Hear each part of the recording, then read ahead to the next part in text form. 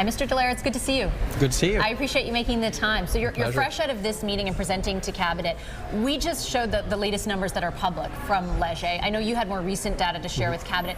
Is there anything significant that has moved in the past few weeks?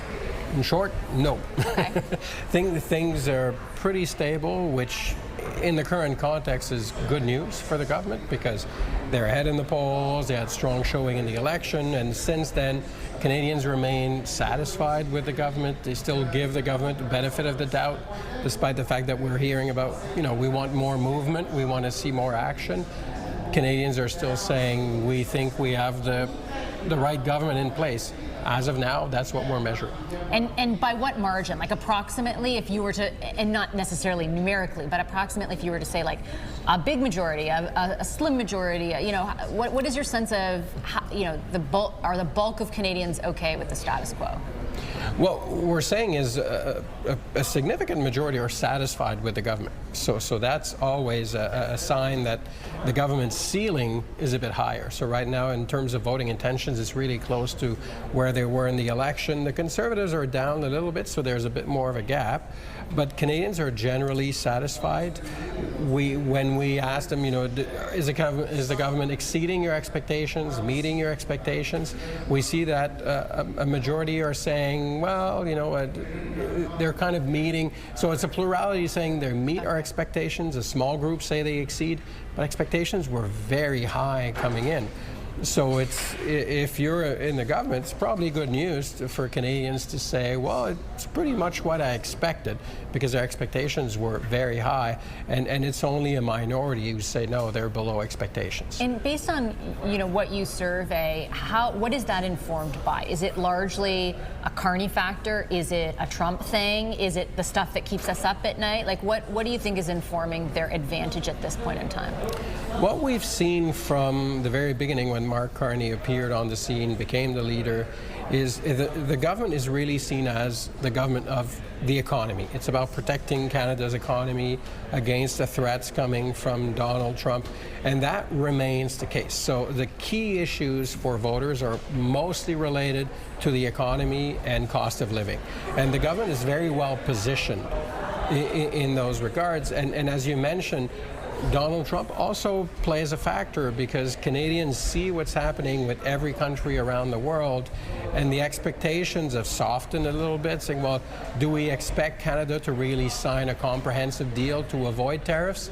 Maybe not. It's about half and half. Canadians are very divided on this. So they kind of understand that Donald Trump is difficult to deal with and that he may change his mind one day or the next. So Canadians really give the government some leeway in dealing with Donald Trump. And what about in other issues? Because if we went back a year and you and I were having this conversation, it wouldn't be Donald Trump that topped everybody's list. It would have been most certainly, I think, inflation, affordability more largely, and housing, crime, immigration. The stuff that is still important, it just doesn't seem to rise to the same, necessarily all the time to the same level. What is your sense of whether how much leeway the government is going to get on those other issues, and how much of a potential vulnerability it could be for them in the coming months? What's different are two things. The two main priorities are basically the same than those from a year ago. Inflation, affordable housing. So those two issues are still very important, especially cost of living, affordability in general.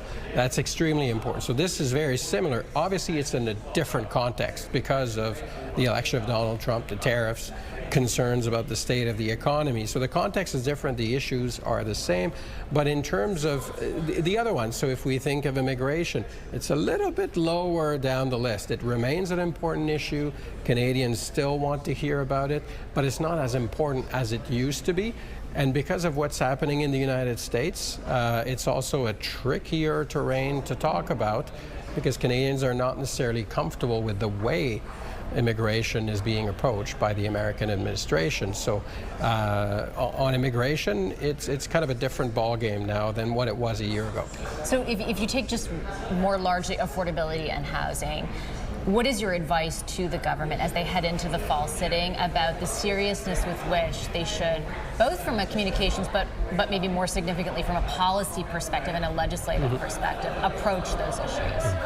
It would be, well, as you said, it's talking about affordability, talking about housing as well, the price of housing, and less about the tariffs themselves, more about the impact of tariffs and what we can do to make things better for Canadians. So the focus is about making things better for Canadians. That's what Canadians want to know, and we see this in the shifting priorities in our polling, that Canadians are coming back to this. Like, okay, we know there are tariffs, we know there are threats coming from Trump, but now this is part of the new normal.